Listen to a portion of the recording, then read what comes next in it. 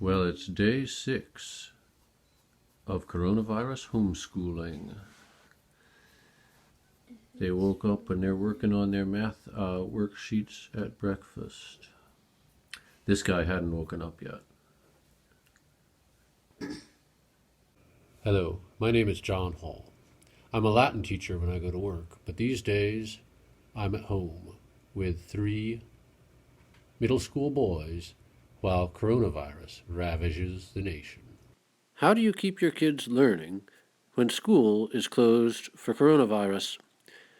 In this video, I share what I have been doing. Later in the video, I get into details, but first, a few principles around which I build my homeschooling. The first is keep it simple. Good advice for life in general. In the context of homeschooling during coronavirus, it means don't try to replicate school, but instead use this time at home as an opportunity to help your kids grow in specific ways.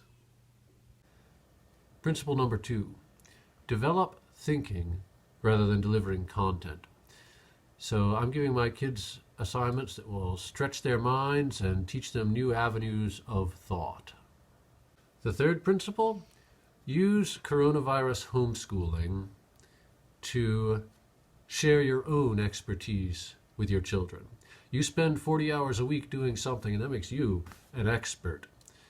So take this opportunity to show your kids what problems your profession solves. First thing in the morning, we start with math.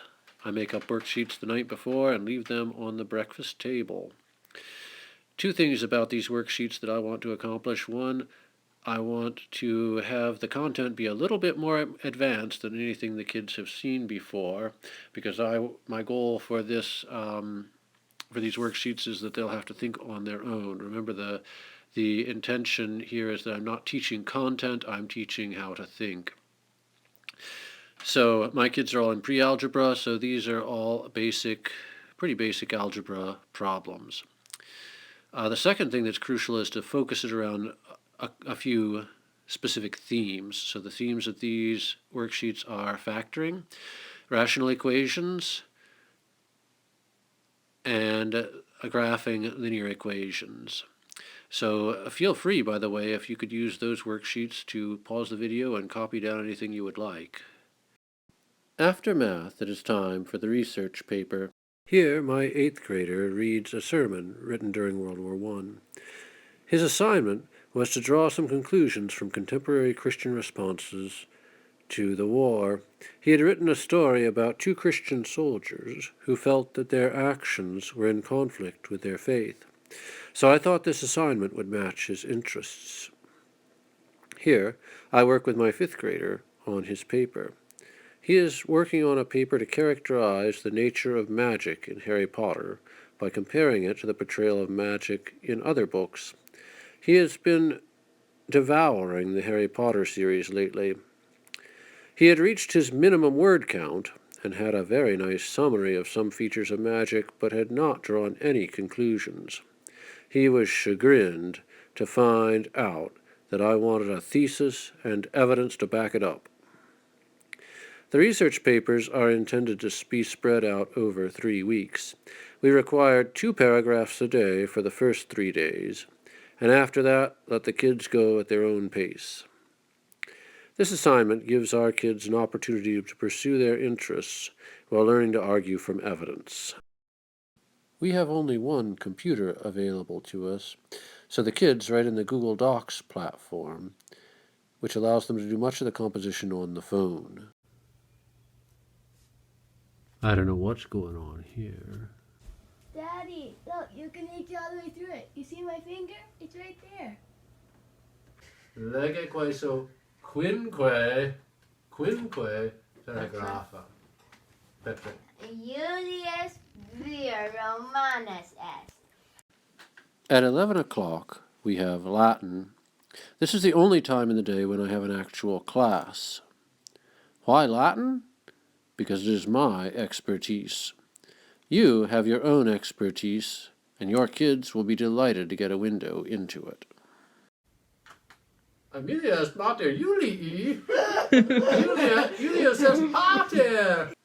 If you aren't sure where to start in presenting your profession to kids, I suggest the Problem Solutions framework. Present them with a problem, and then show them the solutions your profession offers. And no profession is too boring.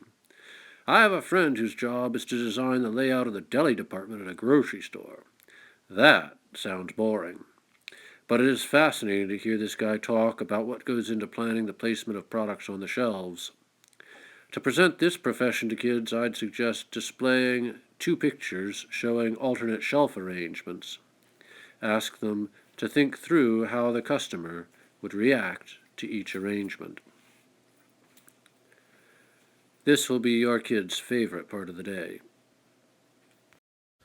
Sura est ancilla Ameliae. Optime. Benedictum Ogilelme. After lunch, we head out for a walk. We cover 1.5 miles, and when we return, unless the kids didn't finish something from the morning, school is over for the day. Now let's talk about the kids' motivation. We have shaped the kids' expectations by telling them that we are in unprecedented times with unprecedented challenges. So they know we will be asking them to do things at home that we don't usually do. Now, doing work that is new and different from school helps to keep the kids interested. We've also tailored the assignments to their interests. And if all else fails, they know that they must complete their work before they get to read or play outside, and their weekly hour of screen time is also on the line. Overall, we've been very happy with how our kids have embraced school at home. If you have found any value in this video, please hit the like button, and I hope these ideas help you get ready for tomorrow.